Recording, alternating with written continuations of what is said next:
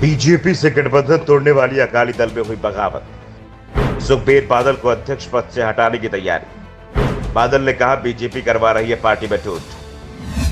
नमस्कार, आपके साथ मैं हूं आदित्य कुमार। लोकसभा चुनाव में मिली करारी हार के बाद अब शिरोमणि अकाली दल में बवाल मचा हुआ है। पार्टी दो हिस्सों में बंट गई है। शिरोमणि अकाली दल के एक गुट ने जालंधर में पार्टी की हार पर मंथन किया और पार्टी अध्यक्ष सुखबीर सिंह बादल और कई बड़े नेताओं के खिलाफ आवाज भी उठाई। इस बैठक में अकाली दल के कई वरिष्ठ नेता भी मौजूद थे। उन्होंने सुखबीर बादल के इस्तीफे तक की मांग भी कर डाली। तो वहीं दूसरी तरफ चंडीगढ़ में सुखबीर सिंह बादल ने अकाली दल की अहम बैठक की। लोकसभा चुनाव में अकाली दल को केवल एक सीट पर ही संतोष करना पड़ा। सुखबीर बादल की पत्नी हरसिमरत कौर बादल बठिंडा से चुनाव जीतकर लोकसभा पहुंची हैं। सबसे बड़ी बात तो ये कि अब तक अकाली दल को पंजाब में हार मिली हो या जीत, कभी भी बीजेपी का वोट शेयर अकाली दल से ज्यादा नहीं रहा है। अकाली दल हमेशा दूसरे नंबर की पार्टी रहा है, कम से कम वोट के मामले में तो ये सही ही है। लोकसभा चुनाव में वो कभी भी तीसरे नंबर पर नहीं गया, लेकिन इस बार के लोकसभा चुनाव में अकाली दल का वोट शेयर 13% रह गया और वो इस मामले में चौथे नंबर पर पहुंच गया। किसी समय अकाली दल के जूनियर पार्टी की भूमिका में रहने वाली बीजेपी को 18% से ज्यादा वोट मिला है और अब अकाली दल की तरफ से एक बार फिर से बीजेपी से गठबंधन की कोशिश शुरू कर दी गई है, जिससे सुखबीर सिंह बादल अपनी पार्टी में अपनी स्थिति को मजबूत बना सके।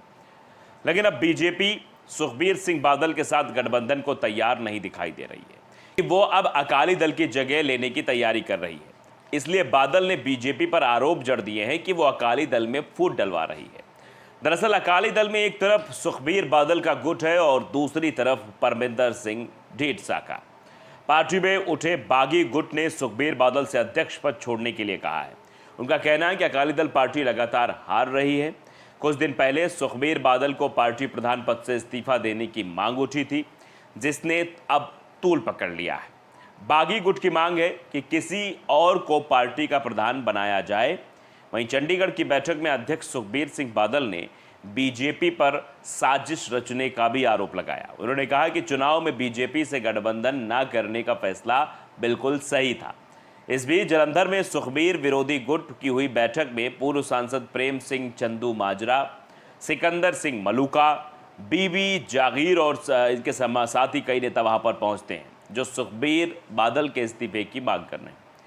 चंदू माजरा ने कहा कि उन्हें त्याग की भावना दिखानी चाहिए। वहीं सिकंदर सिंह मलूका ने कहा कि 2017 से 2024 तक जब पार्टी के ये हालात पैदा हो चुके हों तो अपने आप पीछे हट जाना चाहिए। चंदू माजरा ने यह भी कहा कि आज इस बात पर गंभीर चर्चा हुई कि अकाली दल इतना कमजोर क्यों हो गया है।